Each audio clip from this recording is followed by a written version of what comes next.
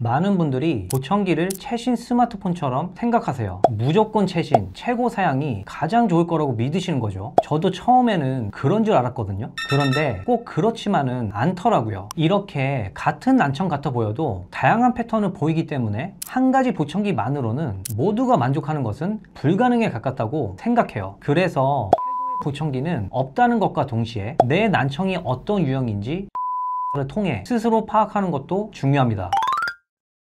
안녕하세요. 효자청명사 김은기입니다. 저를 처음 만나는 분들께서 가장 먼저 하시는 질문이 있어요. 원장님, 어떤 보청기가 제일 좋아요? 최신 제품, 제일 비싼 걸로 하면 잘 들리겠죠? 저는 그럴 때마다 다시 여쭤봅니다. 선생님, 혹시 보청기를 정말 제대로 맞춰보고 싶으신가요? 그럼 대부분 조금은 황당해 하시죠? 아니, 당연히 잘 맞추고 싶으니까 왔지 하시면서요. 아마 지금 이 영상을 보시는 분들도 같은 생각이실 겁니다. 제가 이렇게 되묻는 이유는요, 보청기를 맞추는 걸 너무 단순하게 생각하셨다가 정작 중요한 부분을 놓치시는 경우가 많기 때문이에요. 그래서 결국 마음에 드는 보청기를 맞추지 못하고 보청기에 실망하거나 다시 저를 찾아오시는 분들을 정말 많이 배웠습니다. 만약 지금 제 눈앞에서 보청기를 처음 맞추려는 분들을 만난다면 꼭 해드리고 싶은 이야기 5가지 말씀드려 보겠습니다. 첫 번째 드리고 싶은 말씀은 세상에 최고의 보청기는 없다는 겁니다. 많은 분들이 보청기를 최신 스마트폰처럼 생각하세요. 최신, 최고 사양이 당연히 좋을 거라고 믿으시는 거죠. 저도 처음엔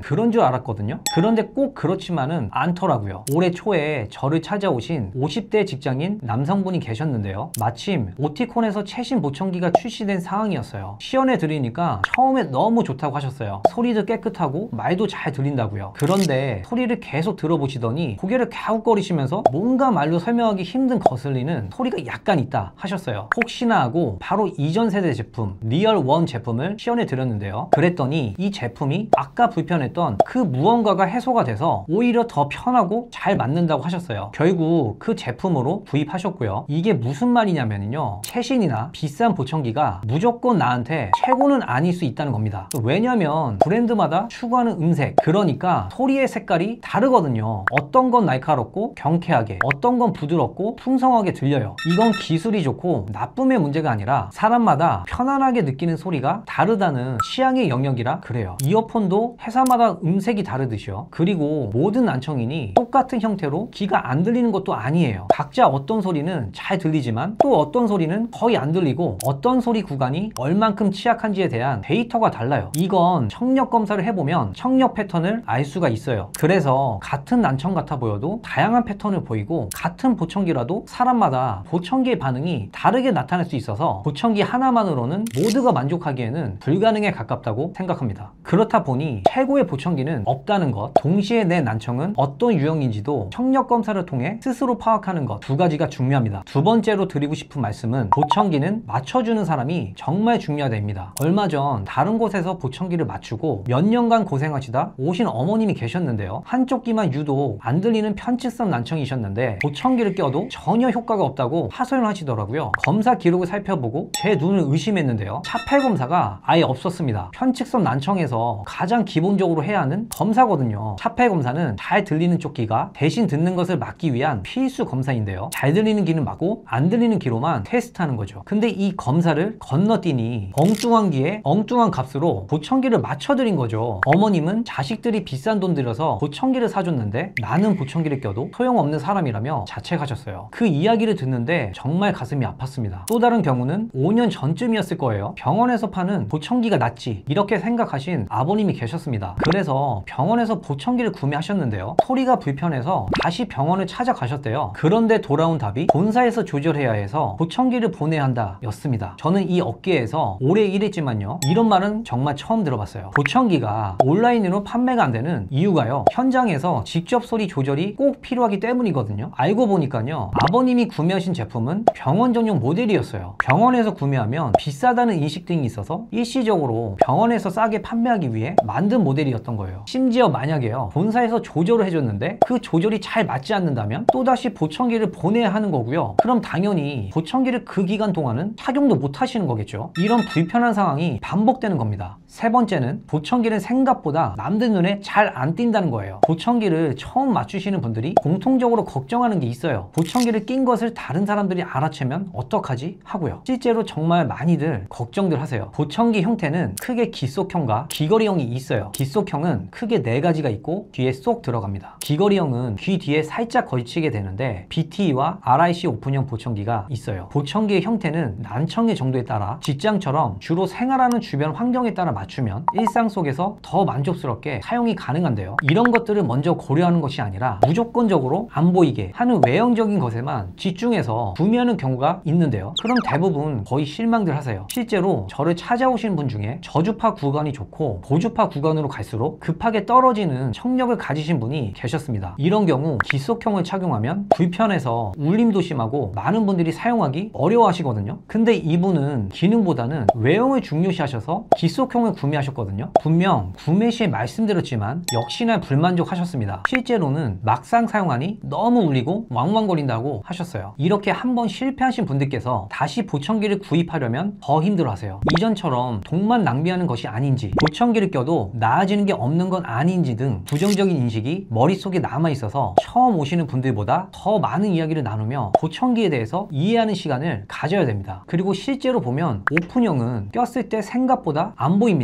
특히 여성분들은 머리를 귀 뒤로 넘기면 아주 감쪽 같아요. 제가 말씀드리고 싶은 건 보청기를 맞출 때 고려해야 하는 건 눈에 보이냐 안 보이냐 보다는 내 청력, 생활 환경, 습관 등이 더 우선순위라는 겁니다. 특히 많이 사용하는 오픈형 보청기는 생각보다 일상생활에서 눈에 띄지 않으니 거부감을 덜어내셔도 된다는 점도 말씀드리고 싶어요. 네 번째, 보청기가 비싼 이유입니다. 솔직히 보청기 가격 만만치 않죠. 그러다 보니 음성 증폭기로 대신 하려는 분들도 계세요. 또 요즘은 에어팟도 보청기 기능이 추가돼서 그걸 활용하기도 한다더라고요. 실제로 저희도 에어팟 대 보청기, 음성 증폭기 대 보청기를 비교한 영상을 찍은 적이 있는데요. 고정 댓글에 링크 남겨드릴 테니 같이 보시면 도움 되실 거예요. 그런데 정말 안타까운 건요, 보청기가 가격이 가격이다 보니 정말 보청기가 필요하지만 쉽게 맞추지 못하는 분들을 너무 많이 봐왔어요. 안타까운 마음에 정부 보조금이나 조금이라도 저렴하게 구매할 수 있는 방법이 있으면 적극적으로 도와드리곤 했었죠. 보청기는 왜 이렇게 비싸야만 할까? 꼭 필요한 사람이 이렇게 많은데, 이런 생각을 수도 없이 하면서 청력을 위해 나오는 일반 기기와 의료기기인 보청기의 차이점에 대해서 정리하게 됐어요. 만약 보청기가 단순히 인터넷에서 살 수 있는 공산품이라면 이 가격은 터무니없는 게 맞다고 생각해요. 구입하고 나서 관리나 책임을 져줄 필요가 없는 제품에 이렇게까지 가격이 나온다면 그건 문제가 있죠. 그런데 보청기에는 보청기 자체의 기기값도 있지만 보청기를 맞추는 과정과 이후에 관리하는 서비스까지 포함되어 있어요. 예를 들어 초기 청력 검사, 보청기 피팅, 정기적인 사후 관리, 수리비 유지 보수 등 전문적인 서비스 비용이 다 포함되어 있습니다. 저희를 예로 들면 1주차, 3주차, 한 달차 등 소리 조절을 통해 3개월마다 주기적으로 청력 검사 및 보청기 관리를 포함하여 청각 제어를 해드리고 있어요. 이것을 사후 관리라고 하는데요. 주기적으로 보청기 청소 및 습기 제거, 기기 점검, 사용하다 보면 소모품이라서 케어 및 AS를 해야 하는 경우도 있는데요. 이런 것들도 모든 서비스에 포함돼요. 마지막으로 드리고 싶은 말은 적응의 중요성입니다. 보청기를 처음 끼시면 많은 분들이 놀라하십니다. 원장님, 세상이 왜 이렇게 시끄러워요? 하시면서요. 내 발자국 소리, 신문지 넘기는 소리, 물 흐르는 소리, 그동안 안 들리던 소리들이 한꺼번에 들리니 혼란스러운 거죠. 저는 이걸 오랫동안 깁스를 풀고 처음 걷기 시작하는 재활 운동에 비유하는데요. 오랫동안 쓰지 않던 다리 근육이 처음에는 낯설고 아프듯이 오랫동안 쉬고 있던 우리 뇌와 청각신경도 다시 일하는 법을 배워야 해요. 그런데 많은 분들이 바로 이 고개를 넘지 못하고 보청기를 혈압 속에 넣어두시곤 해요. 이거 시끄럽기만 하고 소용없네 하시면서요. 저희는 이 시기를 소리 적응 훈련 기간이라고 생각하는데요. 처음에는 아주 작은 소리부터 시작해서 계속 소통하며 소리를 조정하고요. 점차 목표치까지 소리를 올려드리고 있어요. 마치 개인 PT 트레이너처럼요. 보청기 사용을 시작한 모든 분들이 지치지 않고 이 재활 과정을 완주할 수 있도록 신경 쓰고 있어요. 저희뿐만 아니라 전문센터는 이런 식으로 관리를 지속적으로 해드리는 곳도 많아서 잘 알아보시고 적극 이용하시면 좋겠어요. 그리고 무엇보다 중요한 건 보청기는 끼자마자 완성되는 것이 아니라 끼는 순간부터 내 몸의 일부처럼 적응할 수 있도록 다뤄주는 게 시작이에요. 그래서 보청기를 끼고 낯설고 생각했던 것과 다르다면 나랑 맞지 않는다고 생각해서 넣어두지 마시고 어떤 부분이 어떻게 불편한지 잘 정리해 보세요. 그러면 보청기를 구매한 곳에서 더욱 알맞는 관리를 받기 쉬울 거예요. 오늘 제가 드린 드린 5가지 이야기 어떠셨나요? 보청기 하나 맞추는 게 참 복잡하고 어렵게 느껴질 수도 있겠어요. 그런데 생각해보세요. 내 몸의 기능을 도와주는 의료기기인데 간단하게 끝난다면 오히려 이상한 거 아닐까요? 보청기를 산다는 건 단순히 잘 들리는 기계 하나를 장만한 것뿐만 아니라 끊어져 버린 세상과 다시 나를 연결해서 잃어버렸던 삶의 즐거움을 되찾고 자신감을 회복하는 길이라고 생각이 들어요. 그만큼 소리를 들을 수 있다는 것은 내 삶 속에 인간관계, 안전, 경제활동 등 여러 방면에서 밀접하게 연결되어 있으니까요. 보청기를 처음 고민하시거나 혹은 이미 보청기를 맞췄으나 만족스럽지 않다면 오늘 제가 드린 5가지 이야기를 꼭 기억하시고 보청기를 맞추시면 좋겠어요. 당장 보청기를 맞추려는 여러분들께 제가 드리고 싶은 말이었습니다. 감사합니다.